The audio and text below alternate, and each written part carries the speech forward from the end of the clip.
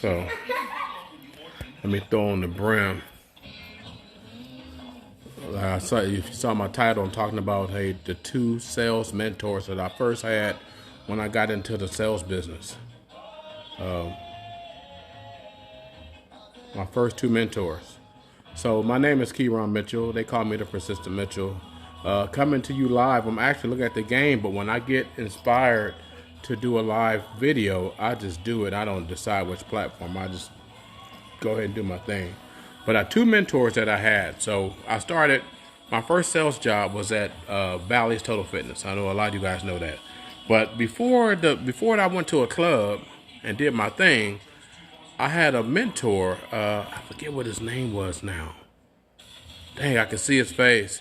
And he was the trainer. So like I said, so Gary, I'm saying color for a reason. So Gary, a white dude, was the first dude that told me I probably could sell something. He told me to come back. I came back for the interview. He said, as long as I came back, I had the job. He felt like I had the personality. Because we would talk. I would come into the gym and I would just say, what's up? Like, I didn't just pass by him. I said, what's up? Say, how you doing? How's sales going or whatever it is you guys do.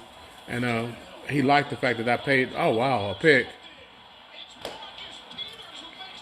That might be the game. That might be the game. That might be the game.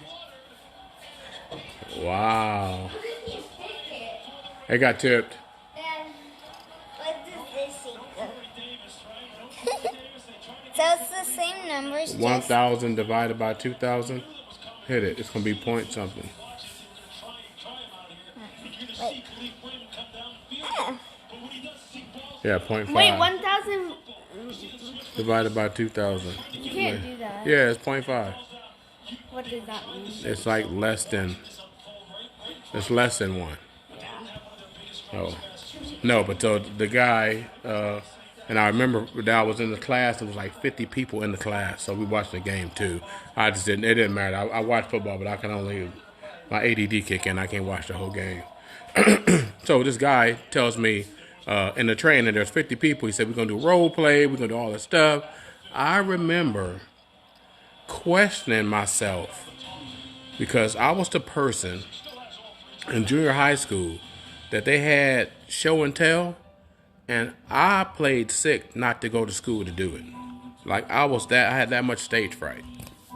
So this guy tells me we're gonna do role play. So my biggest fear, one of my biggest fears, he gonna say we're gonna do role play, and you guys gonna figure out how to sell, because the only way to do it, you're gonna be in front of people, you're gonna talk to the people, and you gotta be comfortable doing this. And it's best that you get comfortable so you don't burn through all the opportunities when you come to the floor. I'm like, that makes sense, but I'm scared to death. I'm super scared. I don't even want to go back, so I'm questioning even going back because it's one of those big fears, just like snakes. It's one of those big fears that I would just refuse to do. And I remember in I think it's the 7th grade or the 8th grade, we had to do show and tell, and I could not do it. I took a fail in that class because I didn't do it. And I think I ended up having to go to summer school or something to make up for that class. That's how serious it was. My first mentor, we gonna do role play. What? And most of you guys are gonna fail.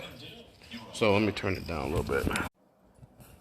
So most of you guys gonna fail. Sorry, I didn't know what I had. I hit a button.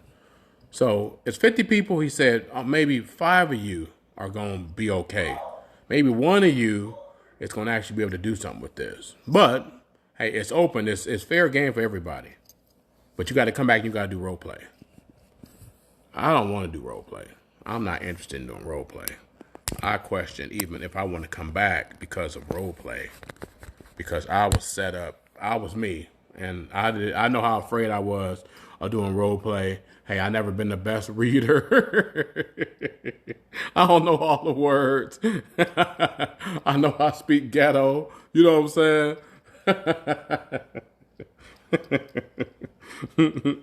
I remember that time being so afraid.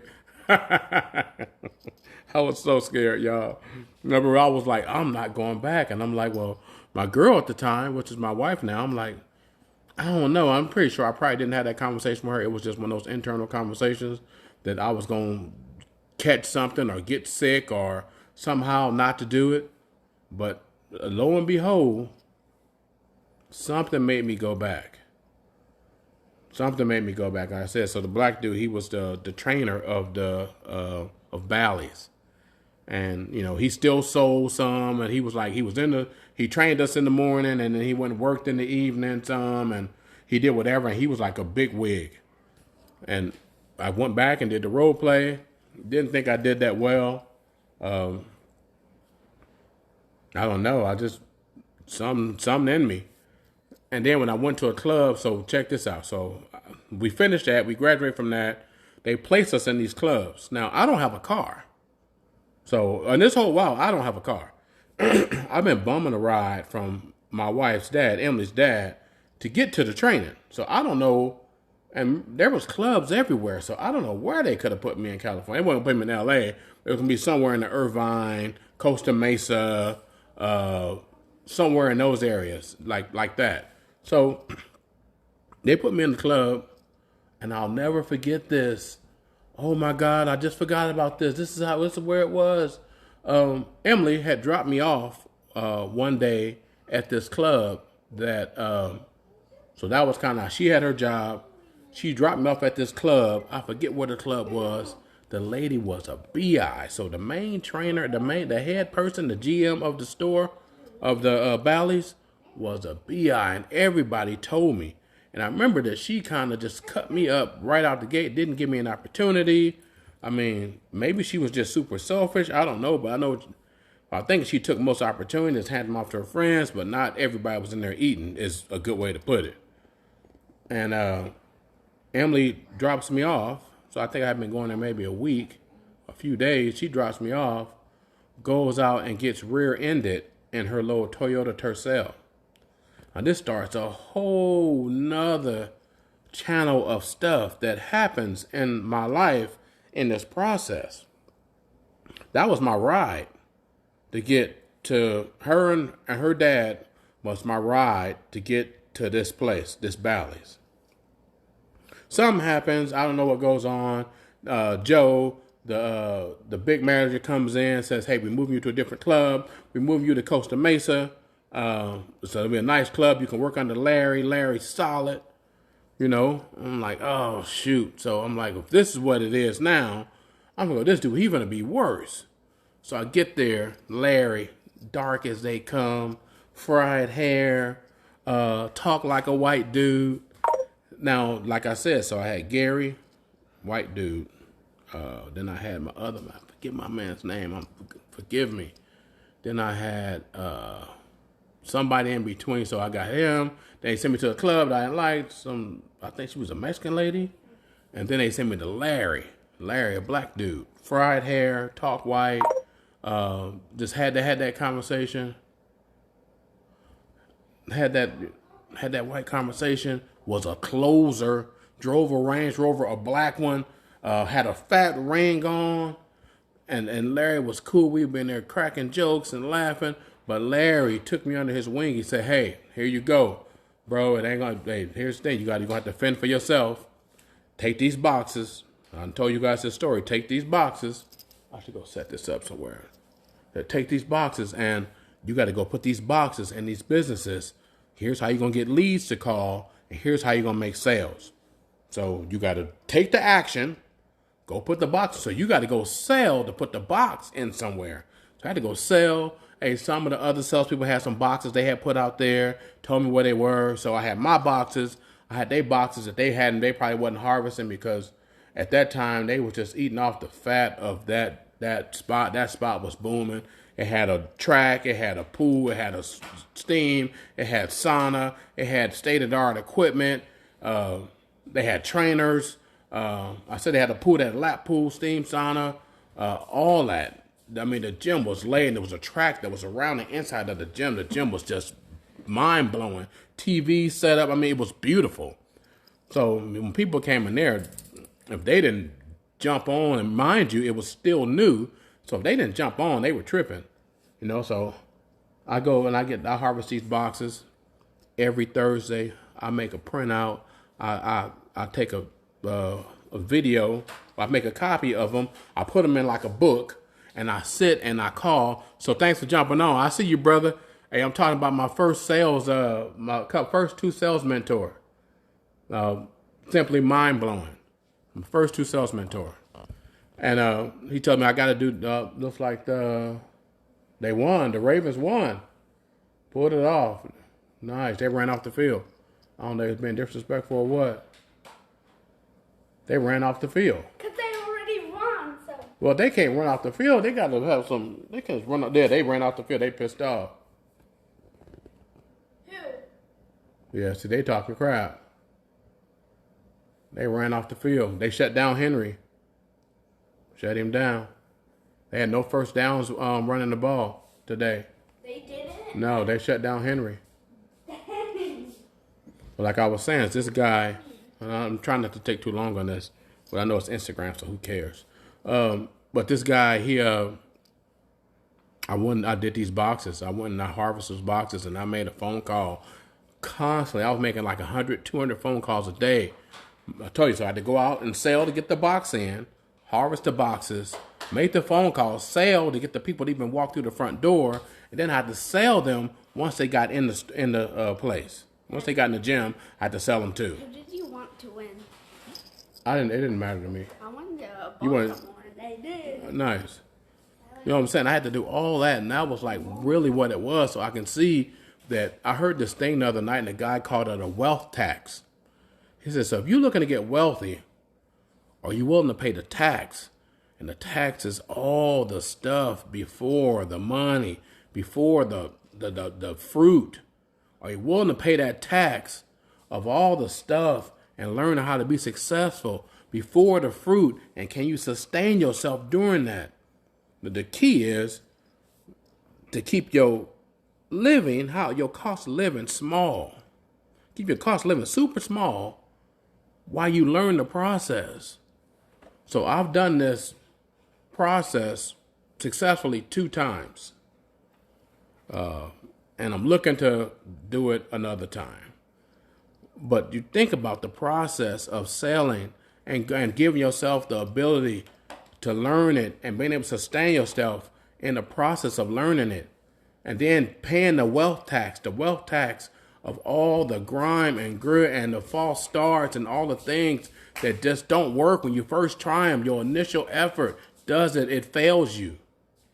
You got to be able to sustain yourself in that. And then what about your mental? You got to keep your mental right too. You got to keep your mental right. Now, that's the only way you could do it. You got to keep your mental right. So you go through it. This wealth tax you have to pay. If you want success, you got to go through the process. But like I said, this guy, and I know I kind of veered off, but this guy named Larry was, I tell you, dark as they come, talked like a white dude with fried hair, had a fat diamond ring. That's why I wear a fat diamond ring today. Had a Range Rover. And I thought, man, look at this dude. And all I kept on thinking, even though I was in that little room with the little window and making all those phone calls, and they wouldn't give me opportunities like I thought maybe I should, but I guess I didn't deserve them at that time, which was fine. I just didn't know it was fine. And, but I went through it. I tell you, the mental, being able to sustain myself while learning the skill. I think that's what's missing. Like everybody wanted just right now, and then you kind of not even deep in your skill. Like you just employable. You just can go to a job and just take orders and data entry, answer phones, do that. That's the thing. But what about being able to generate your own amount of income? Like that's the thing. What about being able to generate your own amount of income? Tell you about Larry, this dude, he was amazing in front of people. He would come in with me and he would say, hey, let me come in with you and I'm going to help you get through this. So you go ahead and start and then I'll step in and close. Just be quiet when I start talking. Cool. I went there, did my thing, closed, start closing more. And before you knew it, people start coming in to the door. Hey, I'm looking for Kyran Mitchell. He's left me a ton of messages. I come to redeem my gift. I filled out something, I guess, at a deli or something, and I wanted to redeem my gift for 30 days free at this gym. They would come in with the assumption that they was going to get 30 days free at the gym, and I would sell them a membership. I was selling my membership. It was like clockwork. But I had planted the seed. I had the mental fortitude to stay tight. And I had the ability to keep going even when I was paying my wealth tax. I heard the wealth tax thing. Hey, that really just stuck with me. I'm paying that wealth tax. It was amazing. And now it's crazy because I can generate an income. So now what's happening now, I've gotten bored with this. And and the truth be told, I love selling gym memberships. I had so much fun. I was so passionate about working out. So I sold sincerity. And now I sell cars. I love selling cars. I love the technology in them. I think it's beautiful. But I know that I got to be building something on the side. So I got to go ahead and take that next step again. So how I did it through Bally's, and I had to sustain myself, and then I had to go with the mental, and I had to grow, and I had to be more, and I had to start being successful. I did that. And then I did that in the car business, where it took me a while to get to that point. But I did that. You know what I'm saying? I did that. And now I know it's time for me to go to that next step. It's crazy because I'm bothered and I'm uncomfortable because lo and behold, people see me and be like, well, you're pretty successful. But then what I know, from the people I know, I make peanuts. Like, I'm broke. Like, for real, I'm broke. Like that's what I know. But now here's the beautiful part about it. That's why they say rich people, they should be ashamed of themselves for getting rich. And why don't they just stop and let other people have the money? No, because it's a habitual habit. It's a thing. Like I said, I'm ready to just like take that next step. Check it out. So look, I got on a hat. I started playing golf. I talked to my boy. Shout out to my man in Cali. He used to hook me up, bro. And I think it was in 10th grade, 9th, 10th grade. You kept me right, man. You always kept me right. I remember those black Adidas. You kept me right. No, but like I'm saying, so this hat, Callaway, it's Michigan TPC. So this is the dude that told him to come in. Text me. Oh, this is a dude. My dad died when I was 2. I had 2 daughters at the age of 19. I had another daughter 6 years later. Had child support to pay. Was a bad dad. Always had a good heart. Just money was my problem. You know, I never wanted, and I was chasing something. I was on this mission, and I'm not saying I'm right. Like, I know people see this video and say, damn, what the hell wrong with him? I'm not saying I'm right, but I was on a mission from the start because I grew up so poor and I wanted to know what it was like to be rich. Like, plain and simple, I wanted to know what it was like to be rich. Like, that's why I'm so disappointed now because I see all this stuff about how this is what's going on with black people and all this and all that, but I think the process is the same for anybody for success. I think there's no color to it. You never heard, so I was describing to you what color person it was. So the black person, I think, was to reaffirm the white person. So now that it came, the white person came first, then the black person, then the white person, then the black person. I think they reaffirmed each other. And then when I was in Utah, I had Charlotte, and I had Jay Davis, and I had Kelly Farley. You know what I'm saying? And I had, he didn't really help me out. I already had the skill by the time. But as far as in the car business, those are all the things that was real.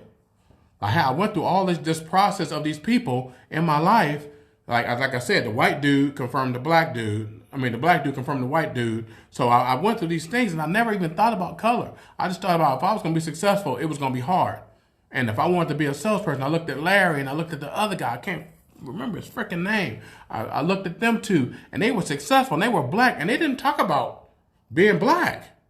They never talked to me about being black. They started talking about all the advantage I had of being black. If anything, you know how you can be smooth and how we like this and how we like that and how when you go talk to a girl at the club, you don't just take no for an answer, do you? Like, I had that, and this dude gave me that. These 2 dudes gave me that when I started. Now, mind you, like I said, 19 years old, 2 daughters. 6 years later, Another daughter, she played professional soccer. She didn't even talk to me really. We starting to get back good on text. This is my life. My 2 oldest daughters, I don't have a real relationship with them. I was 19. I know it makes me a bad person and you can judge me, but so what? I'm telling you the truth because, hey, this life is not for me to stop living. You know, I got people that if I wasn't doing what I'm doing, they would be cool with me. But the fact that I have my own opinion and I see it different, they don't jive with me like that. And I got to be cool with that too. You know? I do. So these 2 dudes, they were like the starting point of all of this. And now, like I said, I went through the process. I had to learn how to sustain myself, living on very minimum because the checks was super, super short. And it says you had to live with somebody to even get started if you want to have anything decent. Now, mind you, I go from L.A. to Utah. I come back to L.A. L.A. ain't the same no more for me because L.A. hasn't changed, but Keyron has changed. He's experienced something different. Mind you, I had went to the gym, so how I even became open to Utah and college and just being around different people was I went to the gym. I went to Bally's. Look how Bally's plays this part in my life. I went to Bally's to work out when I was 17 and a half. My mom signed me up. I tell this story all the time. All I have to do is keep on hearing the same story to know that, hey, I'm just me and, you know, I don't have nothing fantastic. I need to tell you it's new. I've been having some success, but I told you, like, we make pennies. Like, you say, oh man, you make money. Like I said, if it ain't $200K a month, $300K a month, you ain't breaking bread. You know, that's what I know because I know people that do it. Now I see the difference between them and I say, well, where's that jump at? So I'm at that jump of mediocrity. I'm at that jump of, I don't know, upper middle class. I don't know what you call it.